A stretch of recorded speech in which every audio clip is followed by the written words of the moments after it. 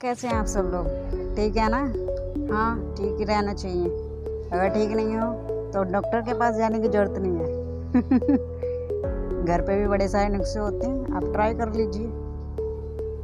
चलो आगे बढ़ते हैं। वैसे तबीयत तो ठीक ही लग रही है सबकी। तो आज की वीडियो है उन लड़की के ऊपर जिनके माँ बाप ज़बरदस्ती शादी कर देते हैं और उनकी मर्ज़ी से शादी नहीं होती है, जिस वजह से वो बहुत गुस्सा होती हैं अपने पेरेंट्स से, अपने आप से।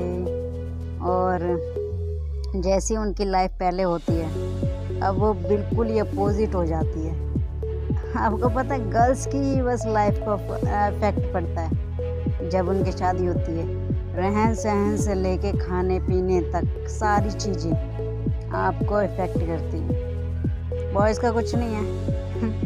वो तो कल भी वैसे रह रहे थे, आज भी वैसे रह रहे हैं। इसलिए तो ये वाली वीडियो उन्हीं लोगों की है जिनकी लाइफ चेंज हो जाती है। और बाद में क्या होता है जब उनकी लाइफ में उनके मुताबिक चीज़ें नहीं चलती हैं तो उन्हें अंदर से बहुत गुस्सा आने लगता है और वो गुस्सा कहीं ना कहीं उतारती हैं। जैसे फिर उनके बच्चे हो जाते हैं तो उन पर उतार लेते हैं, या फिर अपने ससुराल वालों को उल्टा सीधा कहना, उनके छोटे छोटे बातों पर लड़ना झगड़ना, बहुत सारी प्रॉब्लम हो जाती हैं। और पति के साथ भी ऐसे ही कुछ हो जाता है। जैसे उसका पति जैसे सरकारी नौकरी वाले लोगों के पास बूढ़े हो जाते हैं तब सरकारी नौकरी मिलती है, पेट निकल जाता है, आँखों में चश्मे लग जाते हैं, तब उनकी शादियाँ होती हैं। हाँ, सरकारी नौकरी वाले हैं, ज़्यादा दहेज मिलेगा इसलिए।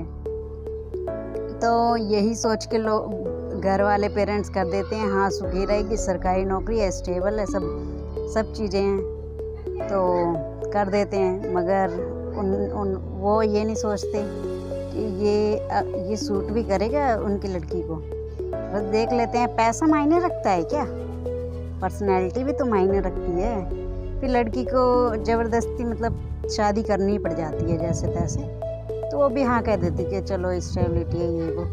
फिर उसके साथ उसका मन नहीं लगता है। कई दफ़ा ऐसा हो जाता है कि उसके साथ उसका मन नहीं लगता है। तो इन्हीं सब चीज़ों से बड़े सारे कारण हो जाते हैं। जैसे वो किसी और के चक्कर में पड़ जाती है, कोई और पसंद आने लग जाता है और वो झूठ बोलने लग जाती है अपने हस्बैंड से और देर तक बाहर रहती है। तो यही सब चीज़ें ससुराल वालों को खल जाती है। फिर वो शिकायत लगाते हैं अपने बेटे से कि तेरी बहू देख ले वहाँ घूमती रहती है, घर से निकल जाती है, तेज आने के बाद ये करती है वो करती है।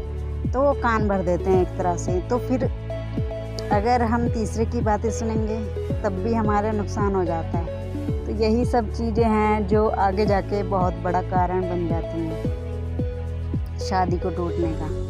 तो पहले से ही अपने बच्चे के लिए कोई ढंग की चीज़ ढूंढे। ये नहीं कि आप सरकारी नौकरी स्टेबल हैं, या ज़िंदगी कितने समय तक के लिए बताइए। आर्मी में चले जाता है कोई इंसान तो उसको पता है अपनी ज़िंदगी का क्या है क्या नहीं है। तो ज़िंदगी कितने समय के लिए, बस पैदा होने के बाद से ही आपकी मृत्यु का समय स्टार्ट हो जाता है कि जब तक यमराज तुम्हारे तक पहुंच ना जाए। बस उतना ही फ़र्क है ज़िंदगी और मौत में। ज़िंदगी जीने के बाद आपकी मृत्यु स्टार्ट हो जाती है, बस यमराज आने की देर है। बस वो चलता रहता है यमराज आपको ढूंढने। जब आप उसके हाथ आ गए तब आप ऊपर। इसीलिए ज़िंदगी कितने समय हैं, ठीक है जितने भी समय हैं प्यार से मोहब्बत से रहिए और अच्छे लोग ढूंढिए।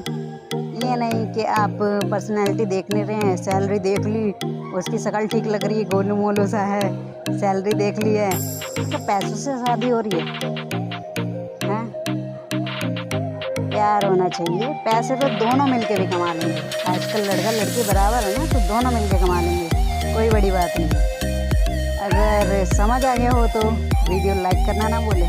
Thank you.